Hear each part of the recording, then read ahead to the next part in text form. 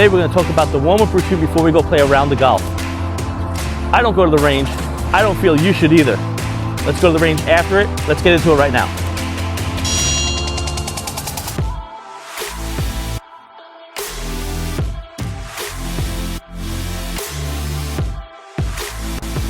Hi, I'm Steve Wynn from Swing Golf Academy, short game specialist, but today we're on the range. Or are we? We're not really on the range today. So what I like to do before a round of golf, a lot of people like to go to the range to warm up. I don't. I think that brings in a whole bunch of different issues to play. You start chasing numbers, you start chasing shot shapes. The biggest problem with chasing numbers, distance-wise, is at the range with dead golf balls or flight-restricted golf balls. You're trying to hit at the yardage out there on the range, and it's showing you're not getting those numbers, so you start swinging harder or faster. All things that are making your swing more inconsistent. We don't want to do that. If you could go to the range and not care about the numbers out there just to warm up, great, that would be awesome. And you can truly warm up, don't care how far it's going, that's fine. I just find it too difficult because sometimes you'll be hitting a draw, or at the range you might say, okay, let me hit a draw, and then it doesn't come out. Or same thing with a fade, or it's overdrawing or whichever, and now you start trying to correct it right before you're gonna play. The worst thing you could do, right? I found from playing tournament golf that it's best to get yourself loose, go out and play, and what shot you have that day, that's the one you use. Feel it on the course, don't try to force it. If it's fading a little bit today, that's a shot you play. If it's drawing a little bit today, that's a shot you play. There's no fighting it, just play it. When you go on the range and you start trying to hit, say, a draw and see how that's coming out that day and it doesn't come out, now you're fighting it. Now, when you go to play, you don't know if you can do it. You start second guessing yourself, swinging the wrong way. It's not worth it. When you go out on the course and you play the shot that you have that day, you can easily compensate by what you're doing. Okay, so you're hitting a beautiful fade that day. Now you got to hit a draw. Tendency is probably it's not going to draw as strong as you want it to. So you're going to play a tighter draw. If you have to play a fade, you could probably fade a little bit more because you're tending to fade it that day, and vice versa for draws, okay? So I feel it's better that way in competition and even just a friendly round of golf. Now, I don't say don't go to the range. The range is a great place to work on your game, but you work on your game after you play. So now you know what you're working on. If you go to the range before you play and you start changing things and working on things or chasing speed or power, it's just all bad things come from that. So if we can go to the range after we play and work on that draw shot that we were trying to hit that wasn't working that day, and then we can really make that work because we can focus on that one thing. And then when we're done, we can leave and go home. So that's when we hit the range. The pros are the same thing. They do warm up on the range, but they are very disciplined and they are working. They're not really going by the numbers that they're playing. Plus, on the range for them, they're playing Pro V1s. We don't get Pro V1s on the range. We get some busted up old balls here that are worn and flight restricted, so it doesn't pay. What I like to do, you know what? I'm going to show you what I like to do next. Okay, so we get here to the golf course. We got half hour to an hour or whatever to practice before, or warm up before we go out there. You know, we get our green fee, we get it all straightened out. Now we're either going to try to get some practice in or whatever, eat something. Always good to eat something. Golf is a long sport, takes 4 hours or so to play. So grab something to eat, or at least put something in your bag to eat. What I like to do first is I go to the putting green. I get some putts in, right? Just to get an idea of the speed of the greens. And then I want to get ready for the first tee. So what I do is I don't go to the driving range. And in tournaments, I do the same thing. I don't go to the driving range before a tournament. I warm up with getting my muscles ready, right? So what I do is I pick the heaviest club in the bag, which is, it's not the driver, it's a wedge. So we're going to pick the gap wedge. It's my heaviest club in the bag. And I'm going to practice swinging this. I'll usually find a tuft of grass. Now, this is really, really early in the season here. It's actually still winter right now, and the grass isn't growing yet, so there aren't tufts of grass. But usually there's tufts of grass all over, especially near the first tee or whatever, or heavier grass, and you kind of use that as resistance, as like a ball is resistance, right? So when you hit a ball, you ever hit the ball the first time of the day, and it kind of hurts your wrist a little bit because you're not used to that resistance. So what we want to do is we don't want to have that on the first tee.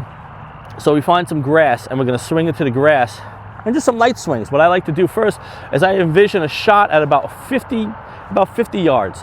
I just want a little pitch shot. So I'm going to hit that shot and I open up my stance, my little chip shot, a little, something like that, right? And I'm feeling at my wrist. I'm trying to get them warmed up. Just a little smooth swing like that, okay? Right, now I'm going to go back a little further distance. I'm going to go back to about 75 yards and hit that distance. So I'm going to bring the club somewhere around here and straight through. Kind of envision a shot. Feel it in the hands. All right, so that's about 75 yards. So now what we want to do is we want to get all the muscles engaged. We want to get the wrist engaged as the main ones, right? So what we're going to do is we're going to work on the wrist hinge part again. So we're going to hinge up here, swing. Right, so that's going to hold, it's going to get the wrists activated. Club up, swing. Do a few of those, get loose. Now we're going to do some one-handed swings. And get the body turning. Feel that hip rotation turning onto that front foot. Big follow through with that club up nice and high. Gets the back muscles engaged. You can get some with the other hand. I like to keep this arm tucked in. I don't know why. I just did. Come through. All right, so now we really want to get the wrist engaged. So we really want to work on the wrist right now. So what we're going to do is we're just going to stand here. We're just going to kind of curls for the wrist, if you would. All right, so we're getting them activated. We're going to switch hands. Do a bunch of those, maybe 10 each hand. Do it a few times. And then what I like to do is go into a couple nice, easy 75-yard type swings again, just to keep it loose. Now I'm going to do is loosen up my shoulders for the full swing, right? So what I like to do, choke up on the club a bit, almost to the metal. I'm just going to swing it around. Just going to loosen up the shoulders, nice big circles, right? We'll do about 20 of those, and we're going to flip it around the other way. Very important to not finish going this way towards the driving range or towards the green, whatever is in front of you. We want the club to go backwards on the last few, right? Because that's the way the swing is designed to get us in the right spot. Feel those shoulders opening up. Do the same thing on the other side. Start going backwards. Say about 20 of them or so. And then we're going to flip it around the other way. Big giant circles. Feel loose. It's not fast. It's just big circles with the weight of the club. Loosen up those shoulders. Now we're going to go back again, backwards. Again, very key to end up on the backward swing. Okay. Now we're feeling pretty loose. Wrists are good. Shoulders are good. Hip turn, body is good. Now we're going to work more towards the full swing with a wedge still. Gap wedge preferably because it's heavier. So now we're going to go, we'll do, say about 80% of the swing. That's not yards, that's swing. I have a gap wedge here, so my full gap wedge is about 130. So what we want to do is we're going to vision this about a 100-yard swing. And it's more about staying in your tempo. So we're working on tempo a little bit here too. Just a 1, 2. 1, 2. We'll get a bunch of those swings in. I don't want you swinging at 100% on anything, this whole routine. At most we want 80%, and really on the course we really just want 80% anyways. We talked in the other videos. We don't really want to go 100%. So what we're going to do next is we're going to envision this club as if it was the driver, right? So this is a very heavy driver, very short driver. So we got to envision it going to be longer out to the ground out here as a driver would be. So we're going to swing it from here and keep it up here nice and high. Keep those wrists engaged. Get that back shoulder down. Really feel the swing, nice and smooth, big turn. Not fast though. Now we're going to go to about an 80% speed of a driver with a wedge. Just like this. This is activating those wrists so we can store all that power. This is going to help a lot, believe me. It gets you all loosened up. It's a very short routine, 10 minutes most, right? Then you go over there and do some more putting, which is great because that's really where the game is scored at. But this is going to help you stay in the fairway. You're not chasing numbers. You're not chasing distance. You're not chasing shots. You're going to play the shot that you have that day. You'll be able to work your other shot in there as well.